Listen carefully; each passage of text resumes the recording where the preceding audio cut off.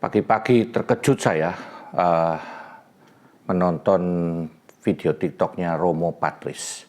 Dia berkata soal bibliolatria, karena katanya orang-orang Protestan yang sola scriptura itu dianggap bibliolatria gitu. Dia lupa bahwa dia sedang melakukan latrewo kepada gereja, magisterium latria gitu. Jadi bukannya menyembah Tuhan, malah Romo ini menyembah magisterium, menyembah tafsiran, menyembah gereja secara organisasi.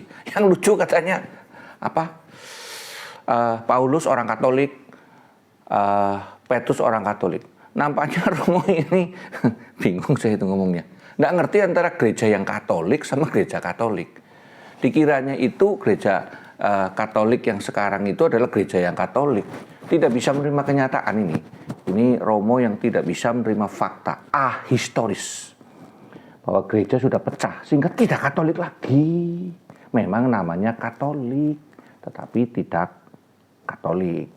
Gereja Katolik yang tidak Katolik. Nah ini saya juga kadang-kadang heran, apakah ini mewakili kekatolikan semua ya, bahwa katanya Alkitab itu cuma buku-buku yang gara-gara gereja atau magisterium mengatakan ini berisi firman Tuhan, lalu hong bileng, jadi firman Tuhan. Aduh, biar itu. Aduh, goblok banget tuh. Sorry ya, maaf. Yesus itu memakai kitab suci. Yesus itu menyatakan bahwa kitab suci perjanjian lama diendos oleh Tuhan Yesus. Maka ketika dia bangkit terakhir dari perjalanan ke Emmaus, itu 2 murid. Kemudian Tuhan Yesus berkata apa? Dia mengajarkan semua yang ada di dalam kitab suci. Dan kitab suci yang ada adalah Tanakh. Dan itu tidak dikanon oleh gereja, tetapi diakui oleh Tuhan Yesus. Ini jadi persoalan besar. Saya tidak ngerti cara berpikirnya itu bagaimana tentang kanonisasi itu. Seakan-akan ada buku togel ini ya, tafsir 1000 mimpi, lalu set datang, lalu gereja mengatakan, ini kitab suci. Jadi Alkitab, aduh, capcay deh.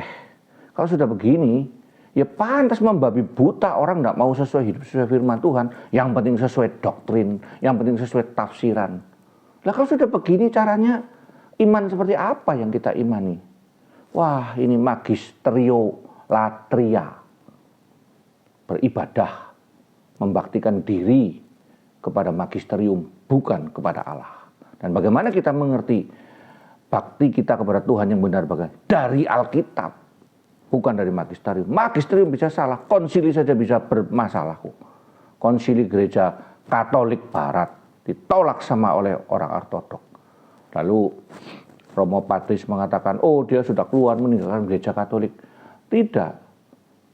Kita harus tahu bahwa ketika pecahnya gereja itu, sudah tidak ada lagi gereja yang Katolik secara fisik. Gereja yang Katolik adalah gereja yang universal, invisible, tidak terlihat.